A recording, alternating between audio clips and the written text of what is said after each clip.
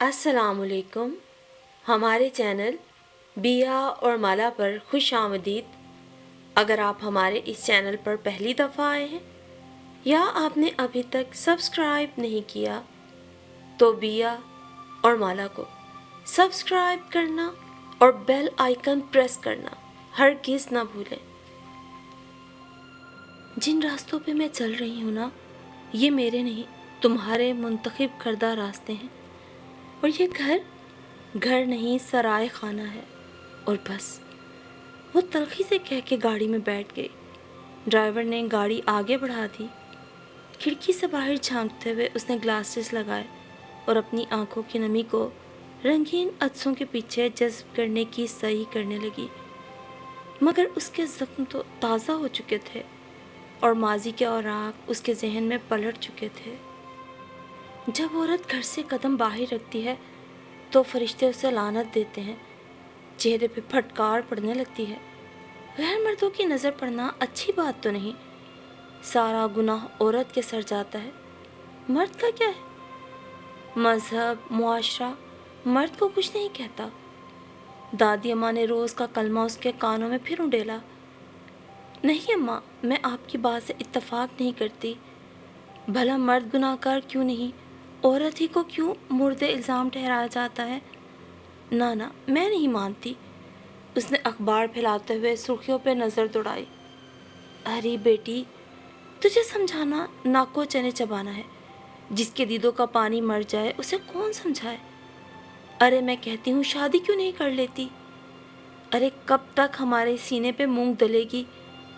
क्या बूढ़ी होकर शादी करेगी? फिर क्या फ़ायदा होगा? जब जवानी नहीं रहेगी, पहनना ओढ़ना क्या खपेगा? सब कहेंगे बूढ़ी घोड़ी लाल लगाम। अम्मा जी के मुहावरा सुन के वो हंस पड़ी। हंसे जा मगर सुनना नहीं, अम्मा ने जल कर कहा। अम्मा सुन तो रही हूँ, तभी तो हंस रही हूँ। वो अब संजीदा हो गई। सुनने से क्या होता है बेटा, अमल कर। वक्त निकले जा रहा है। मेरे मुंह में खाक। अगर तू बैठी रही तो तेरा क्या होगा? माँ बाप तो तेरे सर पे रहे नहीं। मुझ बूढ़ी का भी कुछ पता नहीं कब बुलावा आ जाए। तेरी फिक्र तो मुझे कब्र में भी चैन नहीं लेने देगी। अम्मा इस कदर संजीदा गुफ्तगू करने लगी कि वो परेशान हो गई। अम्मा, आप मेरे सामने ऐसी बातें ना किया करें। हमारे एक उस्ताद हैं, वो कहा करते थे, गाहक, रिश्ता और मौत का कुछ पता नहीं होता, कब आ जाए। उसने अम्मा को समझाना चाहा। हुई मेरी तौबा, एक तो तेरे उस्तादों से मैं तंग हूँ। ए लो भला, कहाँ शादी और कहाँ मौत। तेरे उस्ताद बेटा जाहिल हैं, मेरे सामने नाम नहीं लिया कर उनका। अम्मा बुड़बुड़ाती हुई चौकी से उठी और कमरे में चली गई और वो अम्मा की झुंझलाहट पे मुस्कुराते हुए फिर से अखबार पढ़ने लगी। अम्मा भी को रिदा से बहुत मोहब्बत थी। आखिर वो उनके चहेते और इकलौते बेटे की औलाद थी और फिर यतीम थी।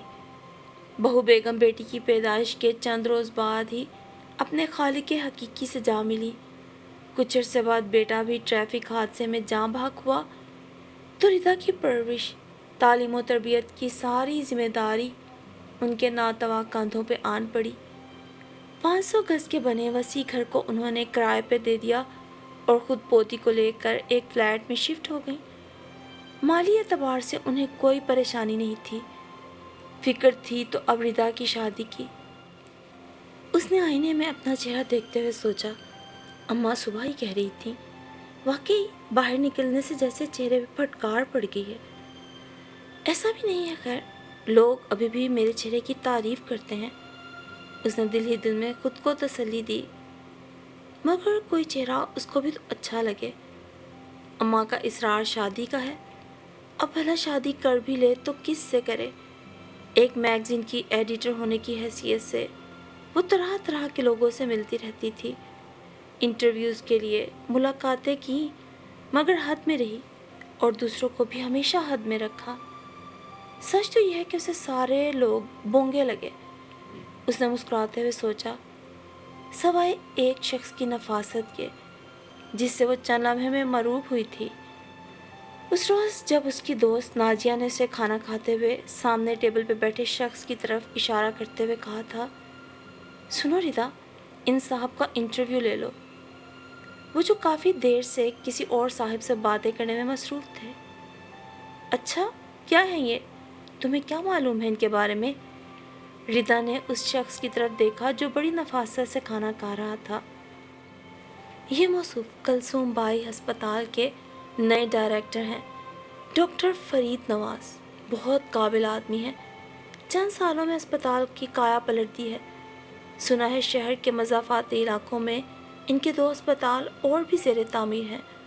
अमेरिका और कनाडा से कई डिग्रियां ली हुई हैं। बैरून मुल्क से इन्हें बहुत अच्छी ऑफ़र्स मिली, मगर इन्होंने अपनी खिदमात के लिए अपने वतन को तरजीह दी है। ये हेल्थ एनवायरनमेंट एसोसिएशन के सदर भी हैं।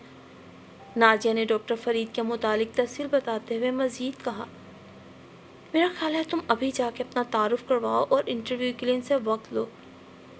अभी लंच टाइम है यार, खाना खाओ और मुझे भी खाने दो, बल्कि उन्हें भी खाने दो।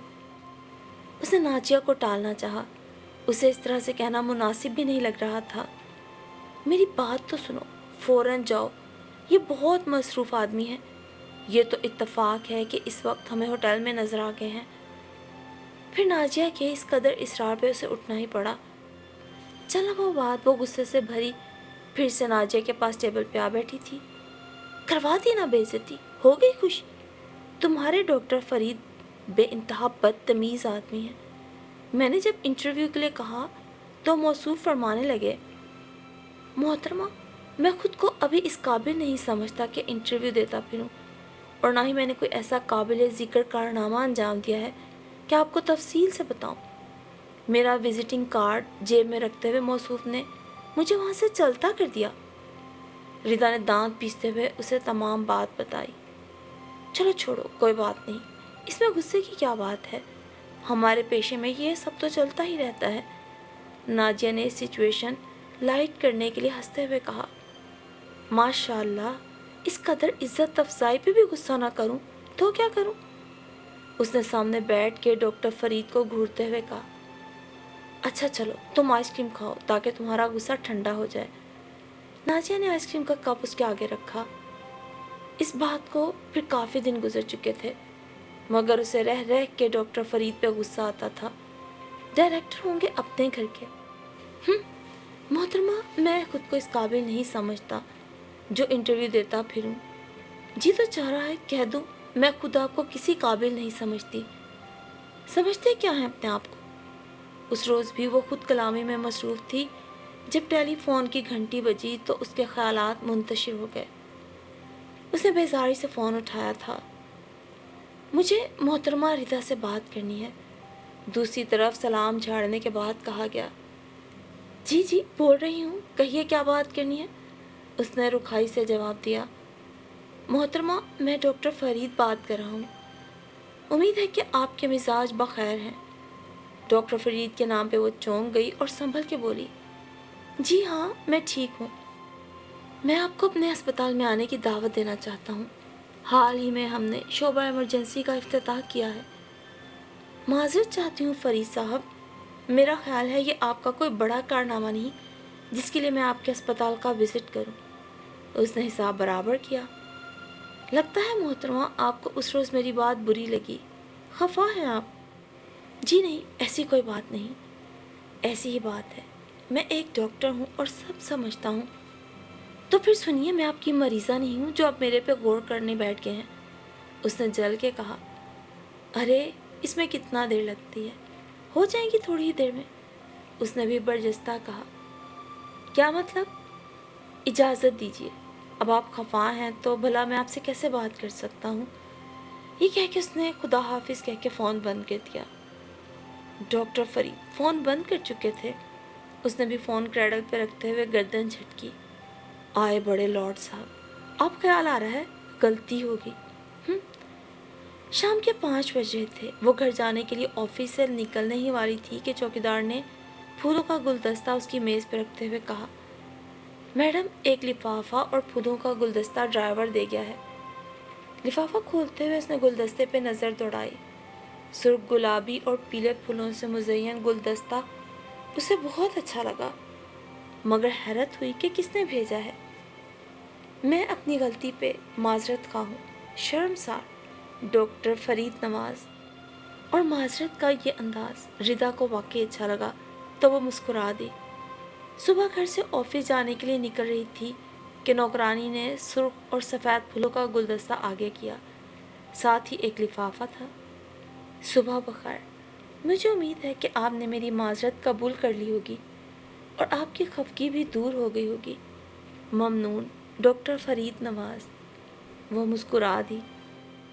شکر گزاری کا یہ طریقہ بھی خوب ہے، اس نے دل میں سوچا۔ بیٹا، کس نے بھیجا ہے گلدستہ؟ اماں نے پوچھا تو وہ چونک گئی۔ اماں، میں ناجیہ سے ناراض تھی، اسی نے بھیجا ہے، ردا نے لفافہ بیگ میں رکھتے ہوئے کہا اور مسکراتے ہوئے اماں کو دیکھنے لگی۔ لو، تم دونوں کا بچپنا ختم نہیں ہوگا، ایک دوسرے کو منانا اور روٹنا، اسی میں زندگی گزار دینا بس۔ اماں، مجھے کیا پتا تھا ناجیہ گلدستہ بھیج دے گی، ورنہ میں روٹتی ہی نہ۔ لیکن ہاں، شاید روٹتی، کہ روٹنے کا بھی لطف الگ ہے اگر کوئی منانے والا ہو تو۔ اس نے اماں کا ہاتھ چوما اور آفس چلی گئی۔ اسے سب کچھ اچھا لگ رہا تھا۔ اس کی یہ کیفیت پہلی بار ہو رہی تھی اور وہ اندر سے گنگنا رہی تھی۔ ایک مسرت تھی جو اس کے وجود سے پھوٹ رہی تھی۔ شام جب وہ گھر پہنچی تو معمول کے مطابق چہل پہل تھی۔ دادی اماں اس کے کمرے میں چلی آئیں۔ بیٹا، تیار ہو جاؤ، مہمان آئے ہوئے ہیں۔ اماں، کس سلسلے میں آئے مہمان؟ بیٹا، لڑکے والے لڑکی کے گھر کیوں آتے ہیں؟ کیا مطلب اماں؟ کون ہیں یہ لوگ اور کہاں سے آئے ہیں؟ بس رہنے دے اپنی صحافت، گھر میں بھی سوال جواب۔ لڑکیاں اپنے گھروں میں اچھی لگتی ہیں، بس بہت کر لی تم نے اپنی من مانی، جلدی سے تیار ہو کر آ جاؤ۔ اماں جا چکی تھی۔ اس نے اداسی سے میز پہ رکھے ہوئے ڈاکٹر فرید کے بھیجے ہوئے گلدستے کو دیکھا اور تیار ہونے لگی، لیکن جب ڈرائنگ روم میں پہنچی تو ڈاکٹر فرید کو سامنے بیٹھا دیکھ کے حیران رہ گئی۔ بھی اماں، آپ کی بیٹی مجھے بہت پسند آئی ہے، اور یہ بھی میرے بیٹے کو پسند۔ اس کی طرف سے میں بہت فکر مند تھی، جانے کب یہ گھر بس آئے۔ اب چونکہ اس نے میری مشکل آسان کر دی ہے، میں اب تاخیر بالکل نہیں کرنا چاہتی، بس مجھے شادی کی تاریخ دے دیجیے۔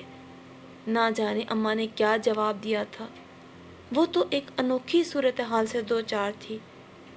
مسرت کا احساس تھا۔ ڈاکٹر فرید کی مسکراتی آنکھیں اس سے جانے کیا کہہ رہی تھیں۔ بار بار ڈاکٹر فرید کے نام سے منسوب اپنا نام سن کر اسے شرم بھی آ رہی تھی۔ آخر کار اس نے کھانا کھاتے ہی اپنے کمرے میں جا کے پناہ لی۔ پھر کتنی ہی دیر آئینے کے سامنے کھڑی اپنے اور ڈاکٹر فرید کے متعلق سوچتی رہی تھی۔ دوسرے روز جب وہ آفس گئی تو ڈاکٹر فرید کو اپنا منتظر پایا۔ ردا، کل تو بات ہو ہی نہیں سکی، میں نے سوچا بنفس نفیس ملا جائے اور پوچھا جائے کہ آپ کو کوئی اعتراض تو نہیں، آپ خوش تو ہیں نا؟ ڈاکٹر فرید نے مسکراتے ہوئے پوچھا۔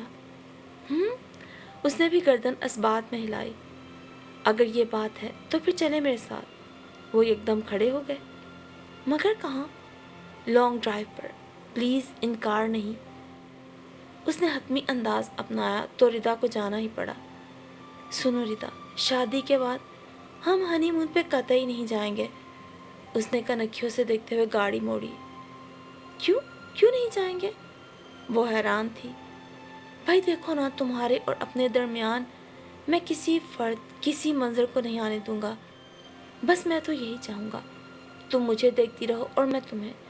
ڈاکٹر فرید نے گیئر بدلتے ہوئے کہا۔ شرم کریں، توبہ ہے، اتنے رومانٹک تو نہیں لگتے تھے آپ۔ اسے شرم آ رہی تھی۔ اس نے برجستہ کہہ دیا، یہ باتیں میں اپنی ہونے والی بیوی سے کر رہا ہوں تو بھلا اس میں شرم کی کیا بات ہے؟ انہوں نے کچھ توقف کے بعد پھر کہا، اور ہاں، مجھے بیوی گھر میں شوہر کا انتظار کرتی اچھی لگتی ہے۔ یہ آفس جاب کو خدا حافظ کہہ دینا۔ انہوں نے مسکراتے ہوئے مزید کہا، چلے ٹھیک ہے، کہہ دوں گی۔ ویسے بھی اماں کا کہنا ہے کہ باہر نکلنے سے چہرے پہ پھٹکار پڑ جاتی ہے۔ اس نے مسکراتے ہوئے کہا، ہاں، یہ ہوئی نا بات۔ اماں بہت اچھی ہیں، مجھے تو بہت پسند آئی ہیں۔ دیکھیں 7 بج رہے ہیں، 6 بجے مجھے گھر پہنچنا ہوتا ہے، اماں پریشان ہوگی۔ اس نے کلائی پہ بندھی گھڑی دیکھتے ہوئے کہا تو ڈاکٹر فرید نے اس کے پریشان چہرے کی طرف دیکھا۔ اماں کی طرف سے اتنی فکر مند رہتی ہو تم؟ کیوں؟ تو کیوں نہ ہوں، میری زندگی میں اماں کے سوا ہے ہی کون؟ اماں ہی میرا باپ، میری ماں ہے، دوست بھی، میرا سب کچھ میری اماں ہی ہے، وہ جوش میں کہتی چلی گئی۔ اور میں؟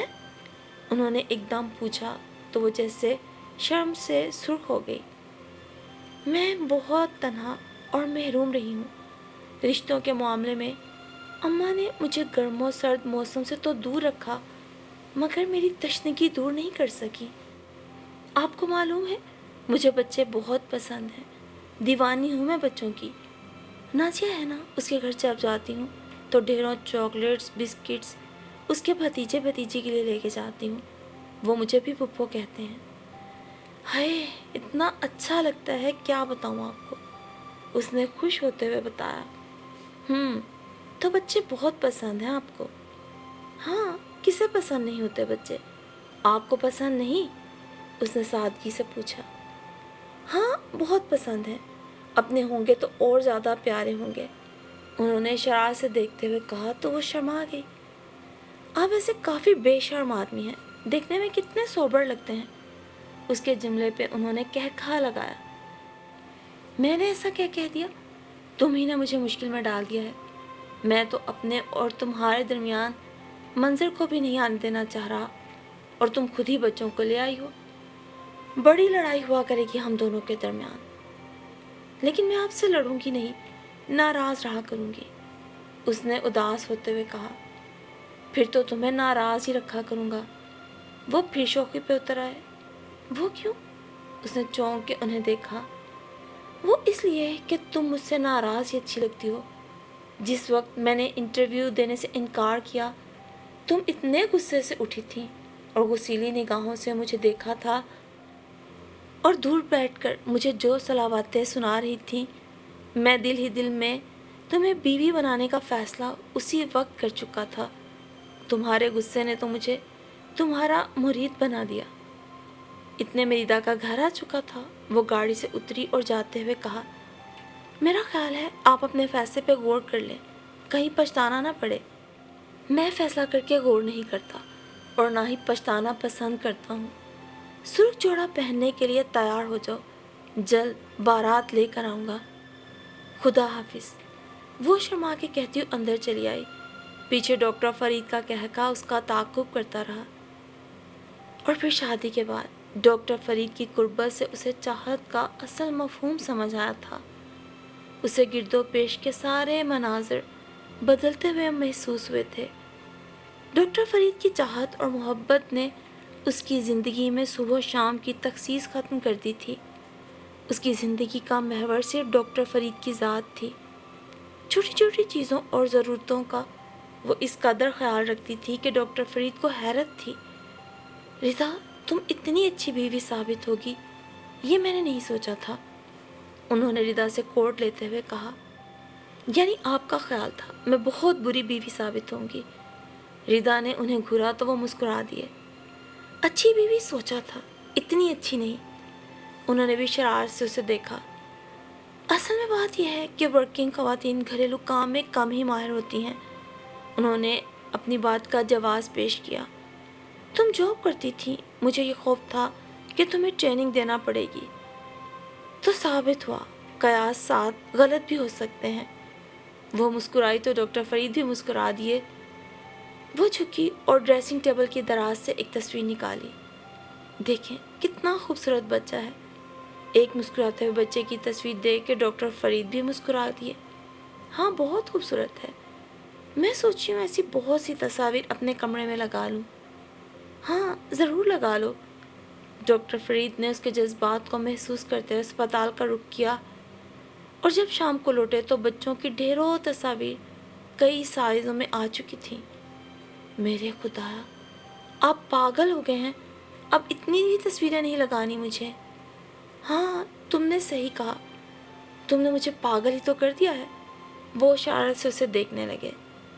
سنیں، ہر تصویر خوبصورت ہے، سوچ رہی ہوں کون سی لگاؤں کون سی نہ لگاؤں۔ اس نے تصویریں دیکھتے ہوئے ڈاکٹر فرید کی توجہ تصویروں پہ دلائی۔ سبھی لگا لو، کمرے کا کوئی گوشہ خالی نہ چھوڑو، انہوں نے مشورہ دیا۔ واقعی صحیح ہے، ہر جگہ لگا دیتی ہوں، اس نے خوش ہوتے ہوئے کہا۔ ہاں ہاں کہہ تو رہا ہوں، لیکن یہ تو بتاؤ تم تصویروں سے کب تک کام چلاؤ گی؟ فرید میں تو روز دعا کرتی ہوں، میری زندگی کی سب سے بڑی خواہش یہ ہے۔ اماں بھی کہہ رہی تھی ہم دونوں کو چیک اپ کروا لینا چاہیے۔ 2 سال ہو گئے ہیں شادی کو، اماں کو بہت تشویش ہے، اس نے اداس ہوتے ہوئے کہا۔ اماں ٹھیک کہہ رہی ہیں، کل چلتے ہیں چیک اپ کے لیے۔ وہ مطمئن ہو گئی، ماں بننے کا خواب جو اس کی تشنگی کا واحد حل تھا، اس خواب کی تعبیر ڈاکٹر فرید اور رضا کی دسترس سے باہر تھی۔ یہ کیسی تشنگی تھی جو تنہائی میں تڑپاتی تھی اور رلاتی تھی، ایک خلش تھی، ایک کسک تھی۔ اس نے کوئی چھوٹا بہن بھائی نہیں دیکھا تھا جس کے چھوٹے چھوٹے ہاتھ تھام کر چلتی، اور نہ کوئی اس سے بڑا تھا جن کے ہاتھ پکڑ کے وہ چلنے پھرنے کی کوشش کرتی، اٹھلاتی، کھلونوں سے کھیلتی، کوئی اس کے کھلونوں کو توڑتا، وہ چیختی، چلاتی، ضد کرتی۔ اسکول میں لڑکیاں جب اپنے اپنے بہن بھائیوں کا ذکر کرتی تو اس کا بھی دل چاہتا کہ وہ بھی کسی کی شرارت کے قصے، کسی کی ضد اور عادتیں بتائے۔ وہ بھی کہے کہ کل بھائی مجھے آئس کریم کھلانے لے کر گئے تھے، میری بہن میرے لیے سوٹ لے آئی، یا کل میری چھوٹی بہن کی سالگرہ تھی، اتنے مہمان آئے تھے۔ مگر وہ ساری باتیں سوچ کے ہی رہ جاتی۔ گھر جاتی تو وہی تنہائی، اماں بھی اور وہ۔ اماں کے پیار، محبت اور توجہ سے اسے والدین کی کمی کا اس قدر احساس نہیں ہوا تھا، مگر وہ اس گھر میں اپنا کوئی ہم عمر، اپنے سے چھوٹا یا بڑا وجود چاہتی تھی۔ جب تک اس کی شادی نہیں ہوئی تھی اسے احساس نہیں ہوا تھا، اماں کے تنہا رہنے کا خیال ہی اس سے وہ کام جاتی تھی، اور شادی کے بارے میں سوچنا وہ خرافات سمجھتی تھی۔ مگر ڈاکٹر فرید کے انوکھے انداز اور اقرار اسے ہتھیار ڈالنے پہ مجبور کر کے، اور شادی ہوتے ہی اس کی اولین خواہش ماں بننے کی تھی۔ کتنے خواب تھے جو اس کی آنکھوں میں اتر آئے تھے۔ اس کی جاگتی آنکھیں ایک تصوراتی بچے کو ہمکتے، تالیاں بجاتے، غو غو کی آواز نکالتے، گھٹنوں چلتے، مختلف چیزوں کو پکڑے دیکھتی تھی۔ وہ مسکراتی، خریداری کے لیے بازار جانا ہوتا تو ڈھیروں بچوں کے کپڑے، کھلونے خرید لاتی۔ اپنے بیڈ روم کے ساتھ والے کمرے میں اس نے طرح طرح کے کپڑے، نت نئے کھلونے جمع کر لیے تھے۔ ایک البم تھی جس میں ہر عمر کے بچے کی تصویریں لگا رکھی تھی۔ فرصت کے وقت وہ گھنٹوں کمرے میں بند کھلونے، کپڑے حسرت سے دیکھتی، اور بچوں کی تصویریں دیکھ کر کبھی خوش اور کبھی اداس ہو جاتی۔ بچوں کی تربیت اور نگہداشت کے موضوع پر اس نے کئی کتابیں اور رسائل خریدے تھے جنہیں وہ بڑے شوق سے پڑھتی تھی۔ گھر کے کام کاج کے لیے اس نے جس عورت کو رکھا تھا اس کے 6 بچے تھے۔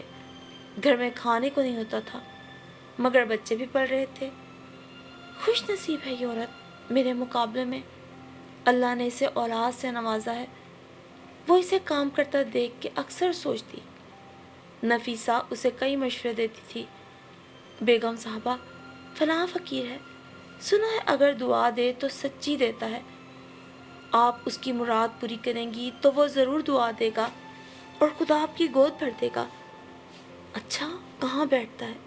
اس نے دلچسپی لی۔ بیگم صاحبہ کچی آبادی کی جھگی میں رہتا ہے، میرے ساتھ والی جھگی ہے اس کی۔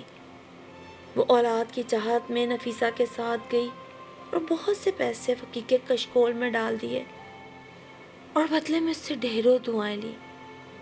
بیگم صاحبہ ایک مولوی اور ہے، تعویذ دیتا ہے جی، اور جس کو عورت باندھ لے تو جلد ماں بن جاتی ہے۔ وہ جو ان باتوں پہ یقین نہیں رکھتی تھی اب نفیسہ کو پیسے دے کر تعویذ منگوانے لگی۔ کبھی نقش پہنتی، کبھی ڈاکٹر فرید کے بتائے بغیر پانی میں پلاتی، اور کبھی تعویذ باندھتی تو کبھی تکیے کے غلاف میں رکھتی۔ بیگم صاحبہ آپ اور صاحب میرے ساتھ فلاں مزار پہ چلیں، وہاں دیے جلائیں تو اولاد ضرور ہوگی انشاءاللہ۔ آپ اللہ پہ بھروسہ رکھیں جی، اللہ آپ کی گود بھر دے گا۔ وہ جن باتوں پہ یقین نہیں رکھتی تھی، فرید سے چھپا کے ٹوٹکوں اور تعویذوں کے چکروں میں پڑ گئی تھی، مجبور تھی۔ جب خواہشیں شدت اختیار کر لیں تو غلط اور صحیح کی تمیز ختم ہو جاتی ہے۔ وہ تو پھر اولاد کی خواہش مند تھی، اور خواہش بھی جائز تھی۔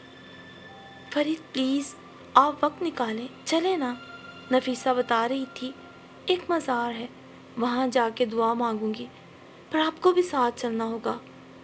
اس کے چہرے پہ التجا تھی۔ ردا میں بہت مصروف ہوں، وقت نہیں ابھی، ڈاکٹر فرید ٹال جاتے۔ ٹھیک ہے، ابھی آپ کے پاس وقت نہیں ہے، جب ہمیں اللہ اولاد دے دے گا تو میں سارا وقت اپنے بچے کو دیا کروں گی، آپ پھر دیکھتے رہیے گا، آپ کے لیے پھر میرے پاس بھی وقت نہیں ہوگا۔ اس کے کہنے پہ ڈاکٹر فرید مسکرا دیے۔ اسے میڈیکل رپورٹس کا انتظار تھا، مگر آج کل ڈاکٹر فرید اتنے مصروف ہو گئے تھے کہ ان کے نہ آنے کی خبر تھی نہ جانے کی۔ اب تو دیر سے آنا ان کا معمول بن چکا تھا۔ چھٹی کے دن بھی اسپتال میں ان کا کوئی نہ کوئی کام ضرور ہوتا۔ فون پر رابطہ کرتی تو پیغام ملتا، ڈاکٹر صاحب میٹنگ میں ہیں، آپریشن تھیٹر میں ہیں، راؤنڈ پر ہیں، اور وہ جل کے فون پٹک دیتی۔ ادھر ردا کو احساس تنہائی ستانے لگا۔ نفیسہ اپنا کام کر کے چلی جاتی اور وہ بوکھلائی بوکھلائی گھر کی چار دیواری میں پھرتی رہتی۔ بستر پہ لیٹتی تو کبھی اپنی مرحومہ ساس کا خیال ستاتا، کتنی حسرت تھی انہیں پوتا پوتی دیکھنے کی۔ اماں بھی کا خیال آتا تو رو پڑتی، کتنے آنسو اس کے تکیے میں جذب ہو جاتے۔ بیٹا اب تو میری بس ایک ہی آرزو ہے کہ خدا تیری گود بھر دے، ایک دو بچوں کو تو میں بھی دیکھ لوں، پھر اللہ مجھے بلا لے، میں خوشی خوشی چلی جاؤں گی۔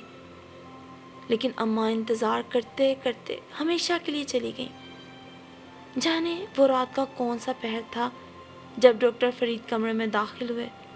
اس نے چونک کر انہیں دیکھا تو آنکھیں بند کر لی۔ وہ اسے سوتا بنتا دیکھ کر مسکرا دیے اور قریب آئے تو اس نے آنکھیں کھول لی۔ کیا بات ہے ردا، آج آپ سوئی نہیں؟ آپ کو پوچھنے کی فرصت مل گئی؟ اس کے لہجے میں طنز تھا۔ ناراض ہو؟ میں مصروف ہو گیا ہوں اس لیے، انہوں نے اس کے قریب بیٹھتے ہوئے کہا۔ انسان کی ذاتی زندگی بھی کچھ ہوتی ہے، یہ سب کس لیے کر رہے ہیں آپ؟ دولت کے لیے؟ مجھے نہیں چاہیے یہ دولت، اس نے بیٹھتے ہوئے بیزاری سے کہا۔ اچھا تو پھر تمہیں کیا چاہیے؟ انہوں نے برجستہ پوچھا۔ مجھے ڈاکٹر فرید نہیں، اپنا شوہر فرید چاہیے، صرف آپ، اس نے رندھے ہوئے لہجے میں کہا۔ اس کی آنکھوں میں آنسو بھر آئے تھے۔ ردا تم ایک ڈاکٹر کی بیوی ہو، کسی معمولی آدمی کی نہیں، تمہیں سمجھوتا کرنا پڑے گا، انہوں نے اسے سمجھایا۔ میں کب آپ کے فرض کی ادائیگی میں رکاوٹ بن رہی ہوں؟ ایک ڈاکٹر ہونے کے ساتھ ساتھ آپ ایک شوہر بھی ہیں اور آپ کے کچھ اور فرائض بھی ہیں۔ بتائیے ذرا بیگم صاحبہ، کیا فرائض ادا نہیں کیا ہم نے؟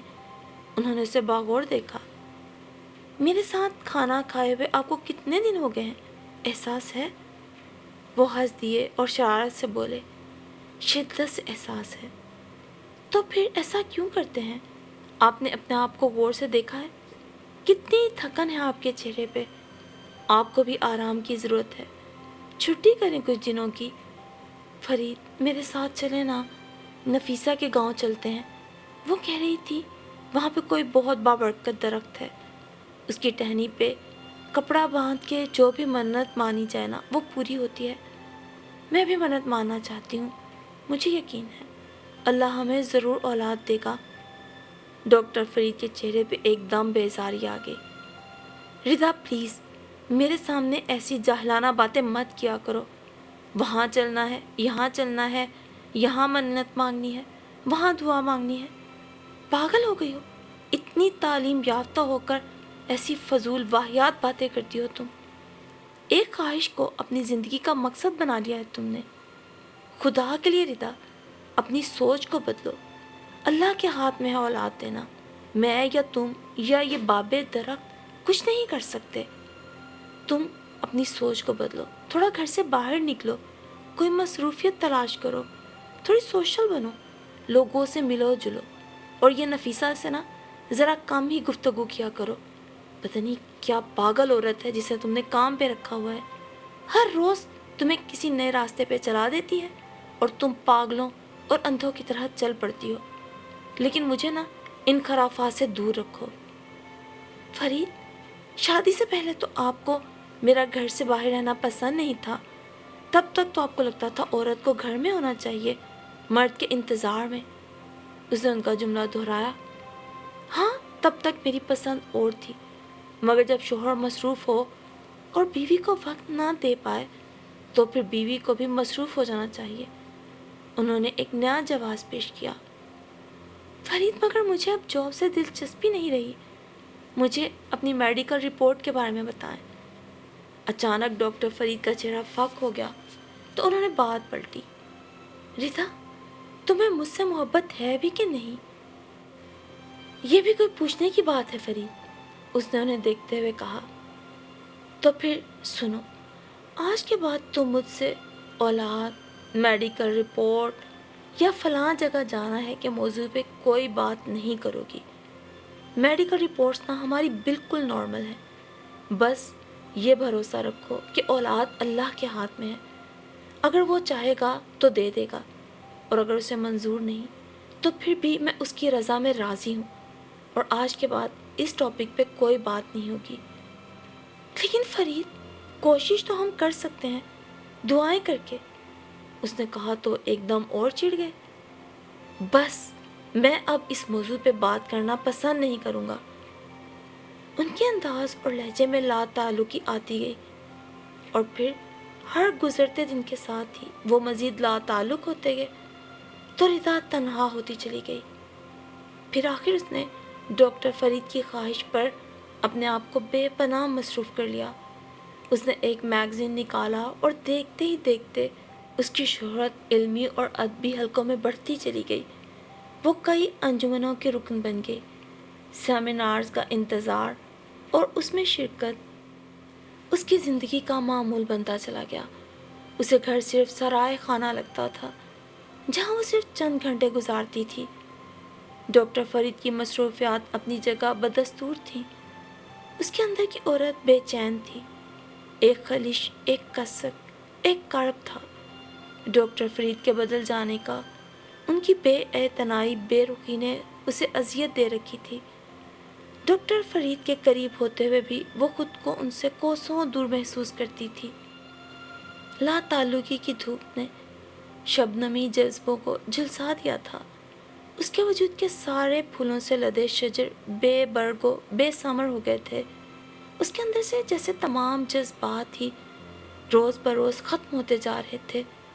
وہ خود کو ایک مردہ اور بے جان درخت کی طرح سمجھنے لگی تھی جس کے تمام پتے پتجھڑ میں جھڑ چکے ہوں. اور پھر زندگی کی 8 سال کی بے پناہ مصروفیات اور خدمات نے ڈاکٹر فرید کو مزید شہرت، عزت اور دولت دی تھی. ادھر رضا کی خدمات کو بھی صحافت و ادب کے حوالے سے سراہا جا رہا تھا. دولت، شہرت، عزت، سبھی کچھ تھا، لیکن سکون نہیں تھا جس کی رضا کو تلاش تھی. اپنے ادھورے خوابوں کا احساس اسے بے چین کیے رکھتا. اب وہ خواب آور گولیاں لینے لگی تھی. برسوں سے وہ کمرہ بند پڑا تھا جس میں بچوں کے کھلونے، بستر اور کپڑے اس نے سجائے تھے. اور پھر ان دنوں اچانک ہی 4 روز سے ڈاکٹر فرید گھر میں دکھائی دے رہے تھے. مگر رضا کی کچھ اپنی مصروفیات تھیں. جو لا تعلقی کی دیوار ڈاکٹر فرید نے کھڑی کی تھی اب وہ رضا کی بھی انا بن گئی تھی. اس لیے ان کے قریب جا کر مزاج کو پوچھنے کی خواہش کو اس نے بڑی مشکل سے ختم کیا تھا. اور آج جب وہ واپس اس کا قرب چاہ رہے تھے تو وہ سارے زخم تازہ ہو گئے تھے. سیمینار میں شرکت کے بعد جب وہ گھر پہنچی تو ڈاکٹر فرید گھر پہ نہیں تھے. وہ اپنے روم میں ڈریسنگ ٹیبل کے سامنے کھڑی بے دلی سے کانوں سے ٹاپس اتار رہی تھی کہ ٹیبل پہ پڑا لیٹر دیکھا تو اس پہ کچھ تحریر تھا. اس نے اٹھا کے پڑھنا شروع کر دیا. رضا، آج پہلی بار تم نے جب میری بات نہیں سنی. جانتا ہوں تم مجھ سے ناراض ہو. ان 8 سالوں میں نے تمہارے ساتھ بہت ناانصافیاں کی ہیں. تمہاری بےتابیاں میں نے دور رہ کے بھی محسوس کی ہیں۔ تم ایک بھرپور عورت ہو ردا، شوہر سے محبت اور اولاد کی تمنا ہی تمہاری زندگی ہے۔ آج تم جن راہوں پہ گامزن ہو وہ تمام راہیں میں نے ہی تو متعین کی۔ رضا، میں نے تمہیں بڑی چاہت سے اپنایا تھا، تم نے مجھے بہت کچھ دیا جس کا مجھے اندازہ بھی نہیں تھا۔ میری تو روح بھی تمہاری محبت سے سرشار رہی ہے، تم سے جدائی کا تصور بھی نہیں کر سکتا ہوں، اسی میں نے تمہیں دھوکے میں رکھا۔ ردا، میڈیکل رپورٹ کے مطابق میں باپ نہیں بن سکتا۔ میری ذات کے لیے یہ انکشاف شادی کے بعد ہوا، اگر شادی سے پہلے ہوتا تو میں کبھی بھی شادی نہیں کرتا۔ میرے پاس کوئی اور راستہ نہیں تھا، میں نے تمہیں مصروف کر دیا اور خود بھی مصروف ہو گیا تاکہ تم یہ خواب اور خواہشیں بھول جاؤ، مگر ناکام رہا۔ ردا، کل شام میں سارا وقت گھر پر رہا اور پہلی بار اس کمرے میں گیا جس کو تم نے سجا کے رکھا ہے۔ میری حیرت کی انتہا نہیں رہی، تمہارا جنون دیکھ کر میرا ضمیر کچوکے لگاتا رہا۔ میں نے غلطی کی، گناہ کیا، تم سے یہ حقیقت نہیں چھپانا چاہیے تھی۔ تمہاری خواہش شدید ہے اور جائز ہے، عورت مکمل ہی تب ہوتی ہے جب وہ ماں بنتی ہے۔ میں تمہیں خوش دیکھنا چاہتا ہوں، تمہیں آزاد کر سکتا ہوں۔ مجھے یقین ہے ردا، کسی اور کے نکاح میں آنے کے بعد خدا تمہیں اولاد سے نواز دے گا۔ تم سوچ لو ردا، میں اسلام آباد جا رہا ہوں، ہفتے بعد آؤں گا۔ تمہاری خوشیوں کا متمنی، فرید۔ اس کے ہاتھ اور ہونٹ کپ کپا رہے تھے، آنسو تھے کہ آنکھوں سے رواں تھے۔ یہ زندگی کا کون سا مذاق تھا فرید، جو بظاہر شاندار شخصیت کے مالک تھے، اصول پرست تھے، صاحب علم تھے، پھر یہ سب کیا؟ وہ تو سوچ بھی نہیں سکتی تھی۔ ڈاکٹر فرید کی قربت میں گزرا ہر لمحہ اس کے ذہن میں گھوم رہا تھا۔ ان کی بے چینیاں، بے تابیاں تو اس سے کئی گنا زیادہ تھیں۔ اماں ابی کی باتیں اس کے ذہن میں الگ تازہ ہو رہی تھیں۔ بیٹا، میاں بیوی ایک دوسرے کا لباس ہوتے ہیں، ایک دوسرے کی پردہ پوشی سے خدا خوش ہوتا ہے۔ اور پھر وہ پورا ہفتہ اس کا مایوسی اور اداسی سے گزرا تھا۔ پھر ایک فیصلے نے جیسے اسے مطمئن کر دیا کہ اب وہ ڈاکٹر فرید کی منتظر تھی۔ ہفتے بعد ڈاکٹر فرید جب اپنے گھر میں داخل ہوئے اور اپنے کمرے کی طرف قدم بڑھایا تو کمرے سے بچے کے رونے کی آوازیں آ رہی تھیں۔ ردا نے بچے کو کندھے سے لگا رکھا تھا اور اسے بہلا رہی تھی۔ وہ حیران کھڑے ردا کو دیکھ رہے تھے۔ ارے آپ آ گئے، یہ دیکھیں، جیتی جاگتی گڑیا۔ ردا نے چھوٹی سی بچی ان کی آغوش میں پکڑائی۔ کیسی لگی ہماری بیٹی، ہے نا پیاری؟ اس نے گڑیا کے گال چومے۔ ردا، یہ سب کیا ہے؟ وہ حیران تھے۔ ہمارے مسئلے کا حل، اللہ نے ہمیں بیٹی سے نوازا ہے، یہ اللہ کی ہی مصلحت ہے۔ دیکھیے تو، نفیسہ امید سے تھی، اس کے شوہر نے اسے نشے کی حالت میں خوب مارا۔ صبح ہی اس کی بچی پیدا ہوئی، مگر نفیسہ نہ خود بچ سکی، اس کا شوہر بچی کو مارنے جا رہا تھا۔ مجھے علم ہوا تو میں نے اس خبیث کو بہت باتیں سنائی اور بچی کو اس سے لے لیا اور کہا، تم سمجھو کہ تم نے اس بچی کو مار دیا ہے، آج سے یہ بچی میری ہے۔ ٹھیک کہا نا میں نے؟ ابھی یہ ذرا بڑی ہو جائے تو پھر دارالامان جا کر ایک بیٹا بھی ضرور لاؤں گی، تاکہ یہ میری طرح تشنا نہ رہے، اسے ایک بھائی کا پیار ملے۔ اور جو کچھ میں نے تمہیں خط میں لکھا، اس پہ تم نے غور نہیں کیا؟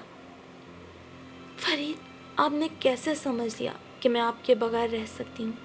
آئندہ کبھی ایسا مت سوچیے گا۔ میں آپ کی بیوی ہوں، مجھے اس بات پہ فخر ہے، میرے لیے آپ ہی کافی ہیں۔ ڈاکٹر فرید جیسے شرمندہ ہو گئے۔ مجھے معاف کر دو ردا، آئندہ میں تمہیں کبھی دکھ نہیں پہنچاؤں گا اور اب کبھی تمہیں اپنے سے دور نہیں کروں گا۔ انہوں نے شرارت سے اس کا ہاتھ پکڑا۔ شرم کریں آپ، اب تو ایک بیٹی کے باپ بن گئے ہیں، ردا نے مسکراتے ہوئے انہیں چھیڑتے ہوئے کہا۔ تو ڈاکٹر فرید نے بھی زندگی سے بھرپور کہکا لگایا۔ ان کے اندر کی مایوسی اور اداسی ردا کی وفا اور خلوص اور محبت کے توانا جذبوں کے سامنے مان پڑ چکی تھی۔